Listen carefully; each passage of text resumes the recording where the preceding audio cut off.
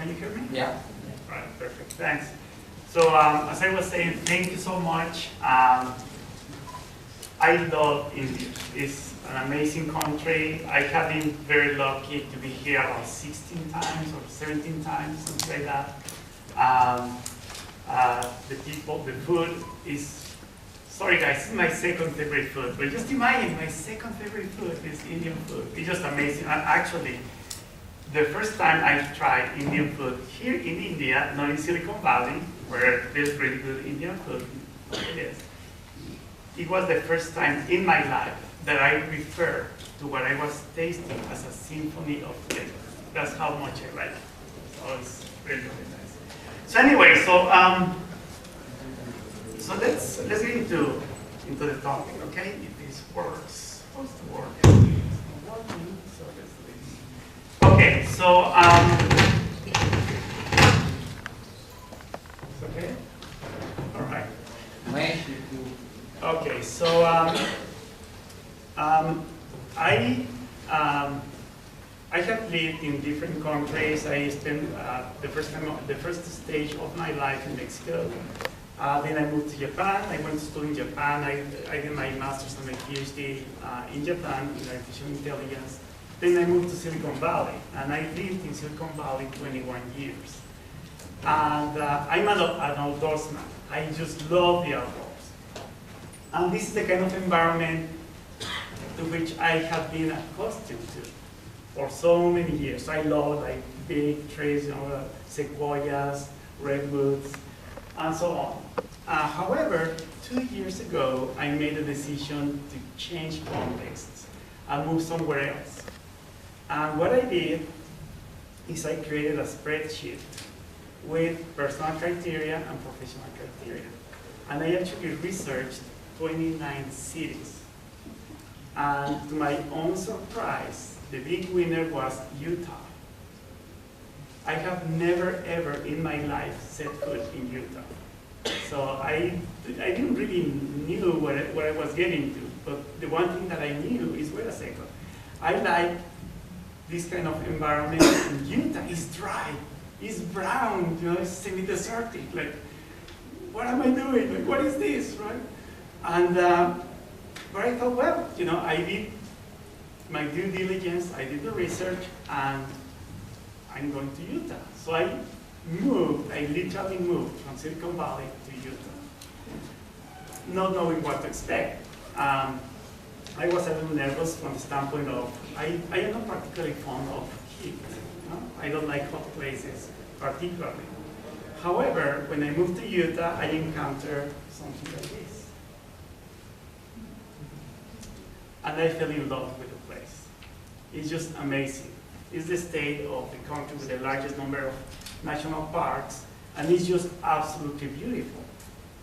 So what is important is we shouldn't just stick to what we are familiar with. You know, we should be willing to explore new things, to go beyond our own boundaries, to find something new, something else, something different, and find what it is that is of value there, how we can use that to our advantage. So if we take this same mindset and we move into DevOps, okay? So we have an idea of what DevOps is. And we think about it as most people do.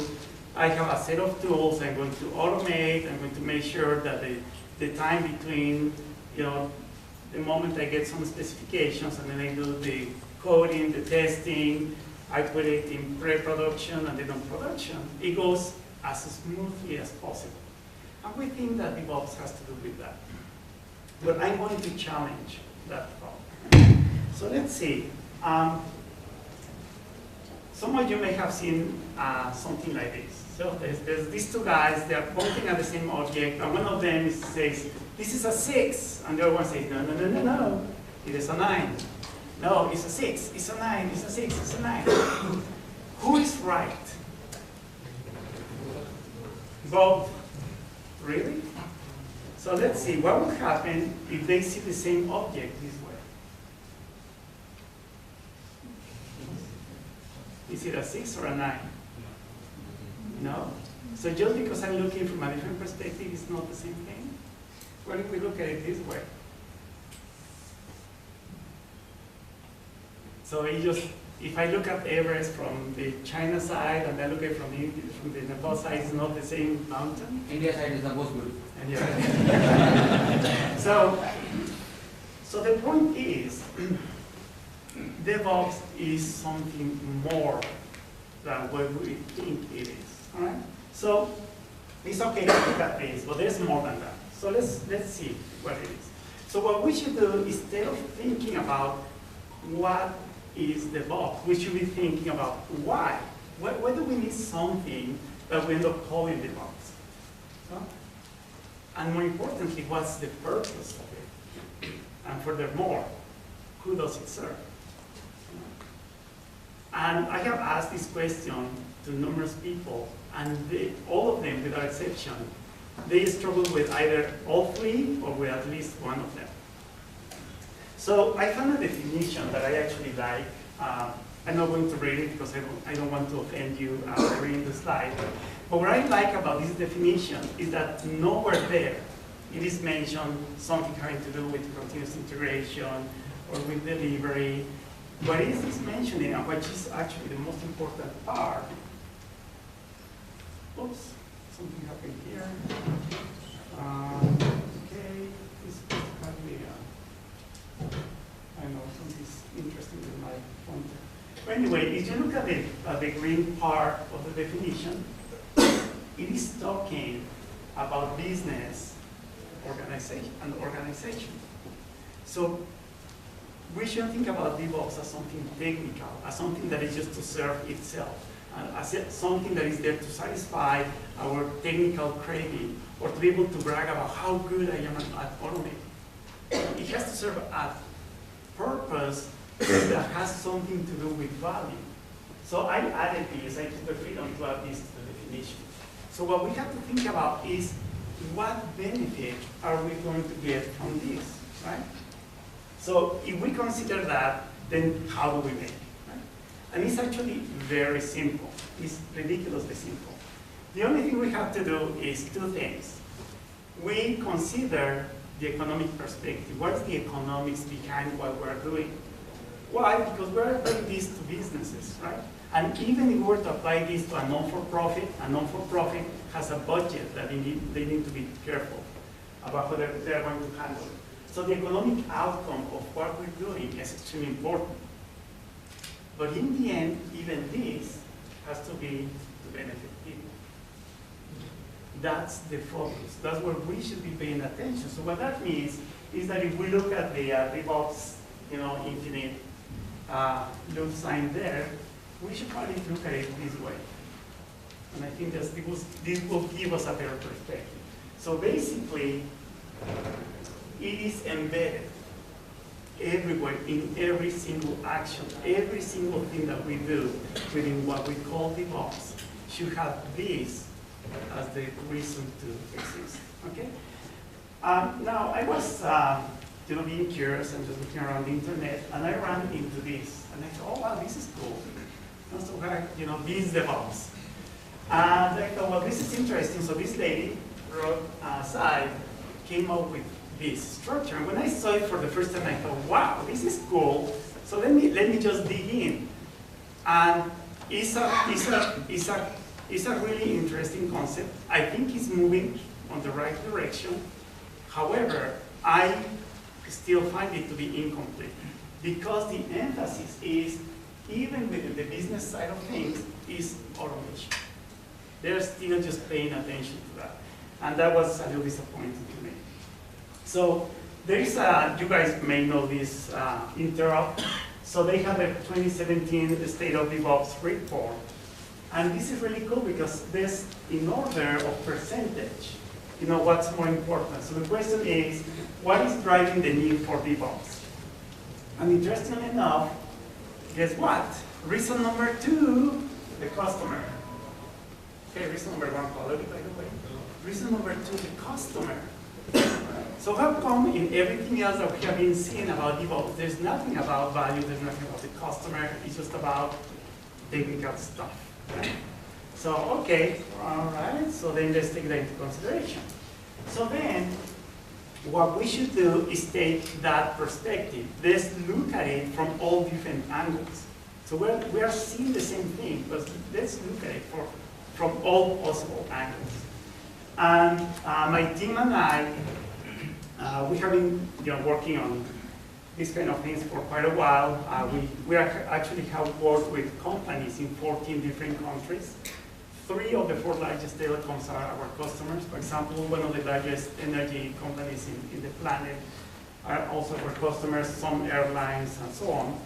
And we developed a model called Seriously, and from that model we actually developed a secondary model. And that secondary model is called To-Do Lab. It's there on the upper side. Sorry, my pointer isn't working. To-Do Lab, and that means both to do, okay, and then lab means lean and agile for business, okay? And basically, it's a model that is highly adaptive. We can take the base model and adapt it to different environments, to different purposes. So this is the version of To-Do Lab for DevOps. So this is the way we see DevOps, and as you can see, just having just a 30,000 feet altitude look at it, the infinite loop is here. And there's a lot more to it. Why? Because it's that systemic perspective. And basically what we are saying is, what we need to have as the foundation is a mindset, the way we're going to consider how we're going to look at everything. And it has to do with systems thinking. And then we're always going to consider the human aspect, and then there's the technical side of it. This part here is the same as the right side, but more grounded, more closer to where it should actually be. The hexagons on top, those are tracks. And basically what we're saying is we can apply these to, for example, those different tracks. It can be more than those, it can be all of those. But what is important is this, the starting point is here. And the starting point has to do with value to the customer and value to the business, okay? And basically what we have to do is applying everything that is around there using a kind of activity known as high collaboration frameworks. A high collaboration framework is a highly participated activity where people truly collaborate. They work together on the same thing at the same time to achieve better results with better quality, higher value at a fraction of the time, at a fraction of the cost. And then we use different tools such as design thinking, lean startup, things like that.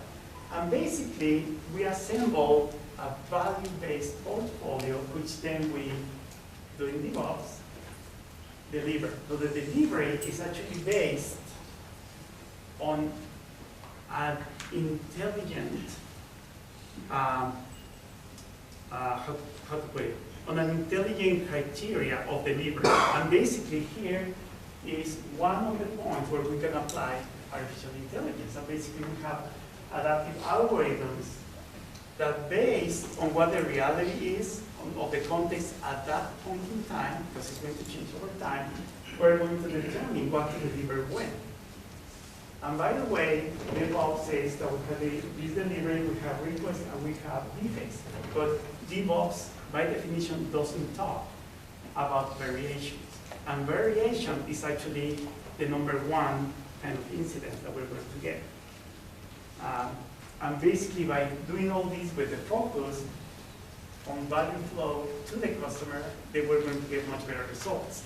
So, to that effect, I'm going to actually mention, I'm going to talk a little bit about the customer, okay? I'm going to give you an example of a collaboration framework, and then I'm going to show you an actual case. So, who is the customer?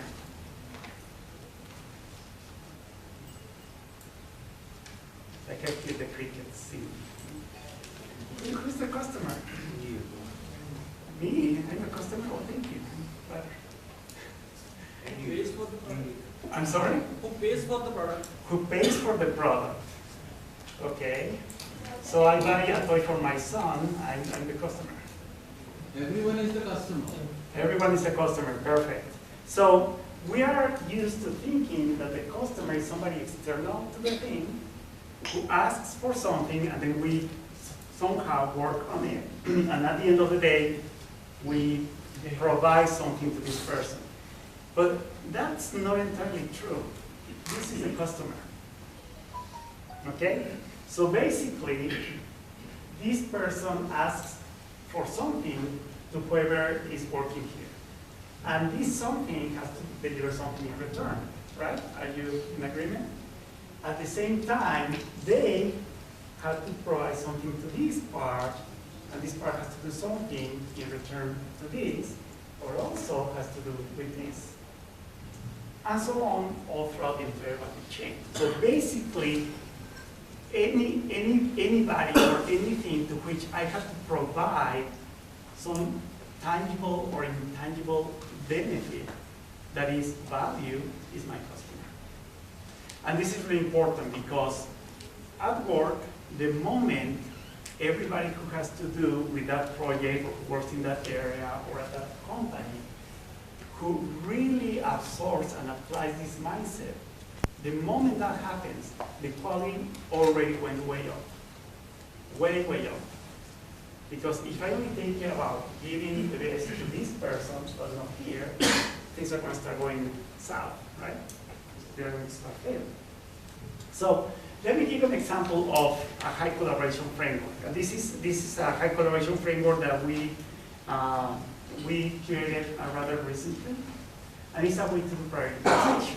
So let's say, and it has 3 layers. One of them is the value layer, then the risk layer, and finally the effort layer. So let's say that we have some user stories, okay? And we have this map. And this map has business value versus customer value. Actually, if I say correctly speak, customer value versus business value, okay? And these are flags. And I say, okay, so I'm going to take my first user story and I'm going to determine how much business value and how much customer value it provides. And let's say that we decide that it's high business value, low customer value. User story 2 has low business value and low customer value, and user story 3 has high customer value and mid business value. Okay, so we have this. And this is the value layer. Okay? Now what we're going to do is we're going to take that result and we're going to put it over here. So we move it over there. I put this so that this helps remember, what it means, each one of them. And then we put the second layer. And second layer is the risk layer. And here, and actually notice how the colors are different. Red is here, green is there. And in this case, green is down here, red is up there. Because this is risk, okay? So now we're going to determine those 3 user stories, where do they fit from the risk standpoint. So we say user story 1 has mid business risk and low technical risk. I say user story 3, okay, so user story 2, we want to skip it. Why? Because it has very low customer and business value. Why should we bother work on it? So we can say just leave it there. We may get into it sometime, we may never get into it because the value is so low that it doesn't matter. So let's forget about it for now, and we put user story 3 right there in the middle. Now we take that result and we put it also here, and then we got the 3rd layer, which is therefore. And we do the same thing. So I say, okay, well, user story 1 is there, middle and middle, and user story 3 is low technical effort, a lot of business effort, okay? And then we can determine what to work on first. So I'm going to just remove this and look at the result. And basically what it is that I know that if I have a green, an orange, and a yellow, in terms of value, this value is higher than green, yellow, yellow. So based on that criteria, we will work on user story 1 first, and then on user story 3. Because this has the business value and the customer value into consideration, this is very good to work where we're doing the initial planning, the migration planning or the product planning, because it has the value layer. Once we do that, and we're already working on the project, then what we can do is we can change the criteria. We can have only 2 layers, where one layer is the level of difficulty or complexity and the business value. And then we do that depending on whether we're doing Kanban or we're doing a Scrum. We do it through one sprint to the next, or we do it as we go along, bringing the tasks into the Kanban form. This is an example of a work in progress there, and we're actually mixing that kind of prioritization with another collaboration framework that I came up with some time ago. And this is at a major bank where we're doing this. So anyway, Kanban, I am not going to dig into Kanban, okay? In part because there's not much time, but basically, with Kanban, we can visualize the entire value chain for DevOps. We can see how everything in DevOps is being done through Kanban. And actually, our next speaker is going to be talking, Sanjeev, who's going to be talking about value stream mapping. What he's going to talk about, I'm sure that he's going to give you a much better idea on how to do this. But what is important is that you can visualize and you can improve the value flow of what you're doing within DevOps using Kanban. So, and this is to satisfy all of you techies. So, what about automation? Okay, so here's my take on it. All right, and I'm not going to read the slide, okay? But I ran into an article that is being referenced a lot in the DevOps community, and the core idea of that article, I'm not going to say who the person is who wrote it, because what I'm going to say is not very flattering. But what this person said on this paper is just automate everything. Literally, say automate everything. And I will challenge that, because that's not the objective. So what we have to do is this, what, when, right? And how. And basically, one of the best how that we can use for this is artificial intelligence. Okay, I mentioned a little earlier how it can be used to be able to, in an adaptive fashion, be able to determine much better how and when we're going to deliver to the customer. So just to finish, let me show you this case in banking. So most of our customers are in Latin America. This was just the way the business developed. And one of our most recent cases is with Banco de Chile. Banco de Chile, Bank of Chile, interesting enough, is not like the government or the country's bank. It's a private bank, and it's really big. And basically, they had an expert working with them for about 2 years, and when they finished, the bank wasn't really happy. They were pretty much doing waterfall with Post-its. So we jumped in, we convinced them to give us the benefit of the doubt, and we started working with them. And basically, we have been working with them for months. So this data is actually from almost 2 weeks back. And as you can see on the time column, everything has been done within that time frame. And for example, the time to market in just 2.5 months improved 54%.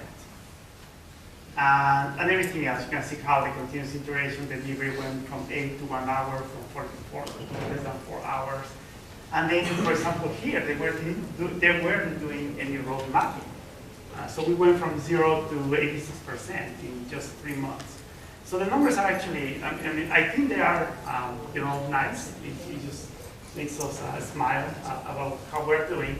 But what is also really interesting is that we are growing their digital transformation to 70 IoTs. For those of you who know about Scale Agile, about Safe or Less, we're not doing anything like that. We're using the model I just showed you. So it scales very, very nicely. And if we look again at the Interop State of DevOps report, they have these different percentages for, reported by different companies. And we are, in just a little one fiscal quarter, within the best percentages they are reporting. So basically, what I'm trying to say with this is, if you focus on the value and not just on the mechanics of how to do something, then you're much better off, because then you're shooting in the right direction and you're moving in the right direction. So to conclude, and this is a proposal that I have, is systems level approach to shaping a DevOps culture. It's almost like a manifesto, but it's okay. So basically what I say is that the way we should think about it is I owe to my customers and to myself to do all this, to have a systems level approach of what we're doing, to consider the economic outcome, to focus on the successful delivery of value to the customer. And by the way, successful delivery of value is quality. That's the definition of quality, successful delivery of value. Of course, keep an active and proactive collaboration attitude. Understand that automation is not the goal, it's just the means, okay? And last but not least, and actually I would say the most important one, is adapt. Be very, very adaptive, okay? And that's all I have. Thank you, guys.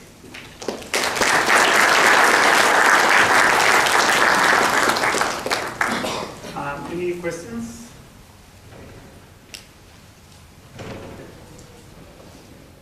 So, I have a very simple question to ask. Probably, Okay. it might be Those are the hardest ones. Huh? No, it might be a little out of context, but I am a tester. Okay. I've lived 15 years of my life talking about value, giving things to customers. Suddenly I see, these buzzwords coming up, DevOps or, AI or whatever we call them. And I still talk about value to customers, but then I am talking about faster delivery cycles, I'm talking about a lot of automation, and then I see that I'm missing a lot of things, in testing. For example, people give a lot of examples of Facebook where, they go live every 2, 3 minutes, 4 minutes, but then I don't know how many wall postings I miss as an end user. Okay, so I really don't know whether their automation works or not. So, as a tester, I see there is an ambiguity for me now. I'm confused. So for testers, what is your message? I'm confused. I can tell you I'm confused. Thank you for the simple question. I have a very simple answer for you. Okay? So it is not about testing. It is all about quality.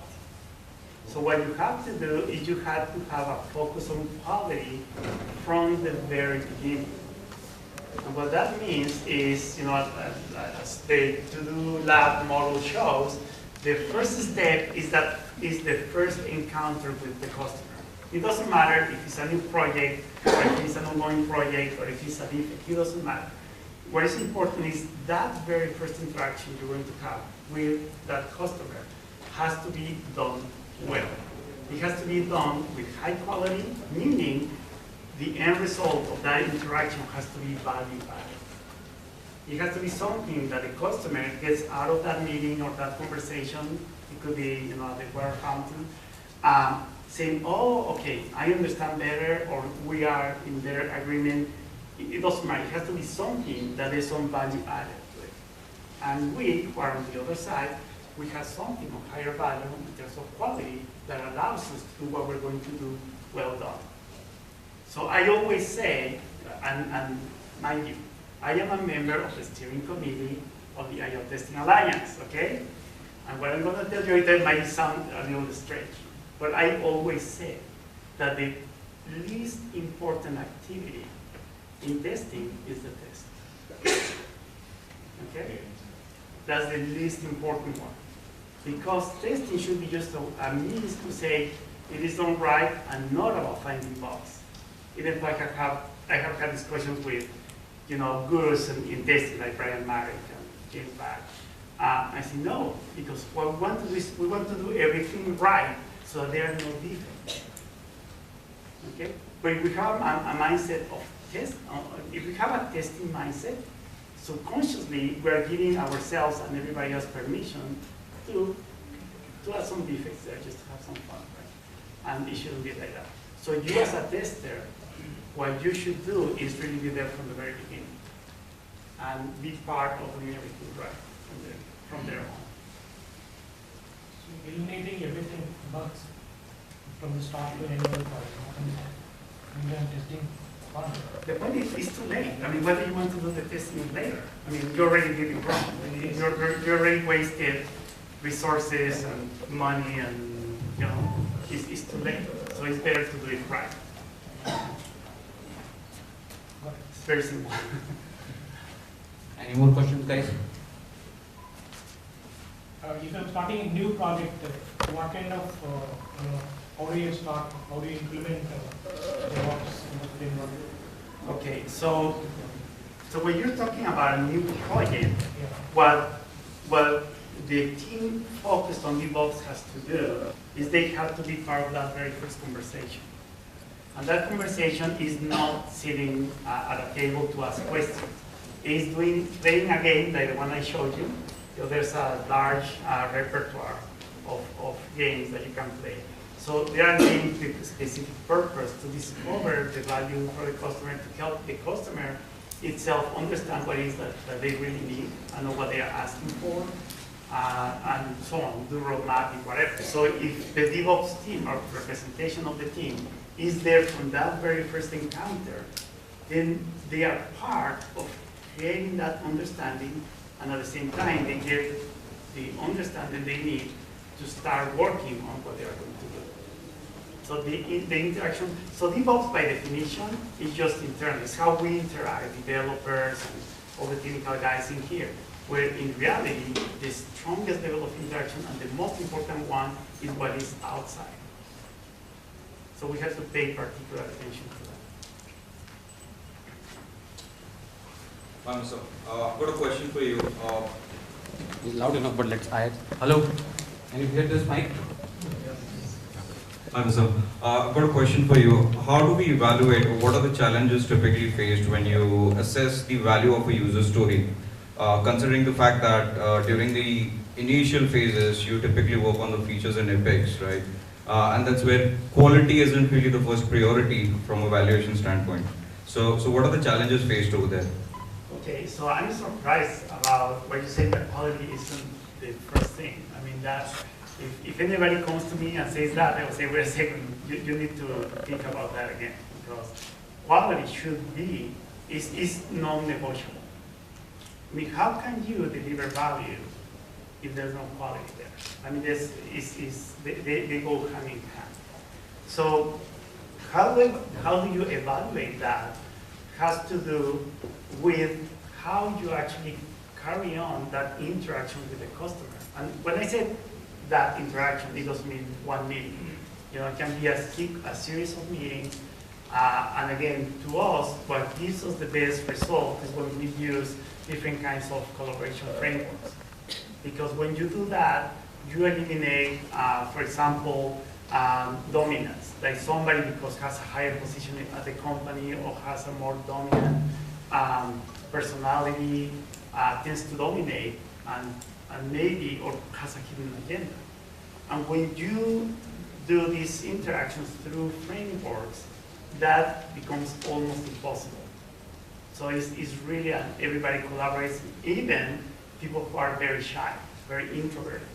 Because, and we all know it, most of the times, some of the most amazing comments or contributions come from those people.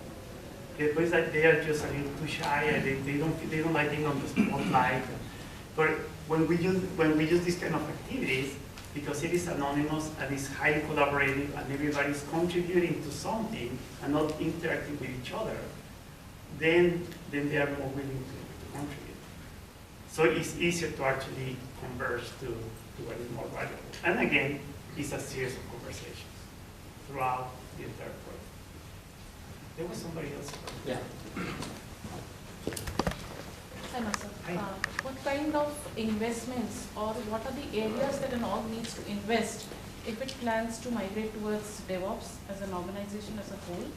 And what are those typical pockets of attention which call for a cultural change? Like we understand high collaboration frameworks, co-located teams and things like that. But practically, what are those areas an org should start if it wants to migrate in this direction? Okay, thanks. Well, what we always do, and this was through a lot of trial and error, and being there in the mud, in the trenches, dodging bullets and shooting. A top-down approach is always the best one. And top-down, I don't mean go to the manager. I mean, you go to the C-level. You go to the CIO, CTO, CEO, if possible, and you help them understand what this is about, what kind of benefit they get from it. And most importantly, this is not about they buying into it and they say, okay, here's the budget, you guys want to have fun and good luck, and I'm looking forward to the results. No, it's you yourself have to adapt this. You have to adopt, or you have to adopt this, and then you have to adapt the way you work to this new way of doing things. So basically, the mindset has to come from up there. And then at their level, there are different kinds of activities they can do. So for example, and just to put it on the table, you can apply Kanban at corporate level. So you can have a Kanban board that allows you to see everything that's going on in your organization. And then you can have Kanban boards associated to that tells you what's going on at each area, each department, each project, and so on. So it just goes all the way down to individual contributors. But the important point is that if you don't do that, if you do it bottom up, it's easier to get the buy-in, it's easier to start doing it, so it's easy money for us who are on the business side. But it's unethical from my perspective, because it doesn't persist, okay? It doesn't scale, it just stays there. And the moment the local sponsor is gone, because he or she's going to be gone eventually for one reason or another, that moment the whole thing just fades away. So that ended up being a waste for the company. It wasn't really a benefit. And what we want is something that's going to persist and transcend. So we have to begin up here. Once there's the buy-in and they say, okay, we're going to also get on the same bus, then we start applying it elsewhere in the organization, including obviously the bottom line. But that's. Did you get your answer? Yeah, thank you. Okay. Any more questions?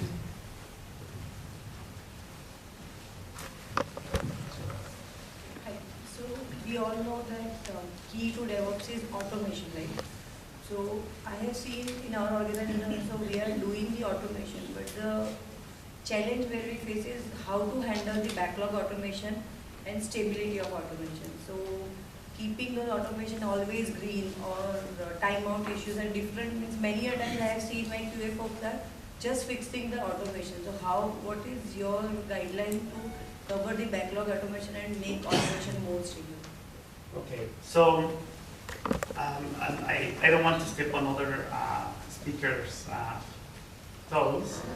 So basically what I would say is if you have adaptive models, that's most likely the most economic approach to doing it. The backlog in itself, the richer the communication, the more close the interaction is, and the more frequently you do the equivalent to a grooming, the better off. When you have adaptive models supporting you at automation level, you're going to be way better off. Okay, so I think there are going to be some talks regarding that topic. So again, I don't want to step on somebody else's toes. Yeah, and plus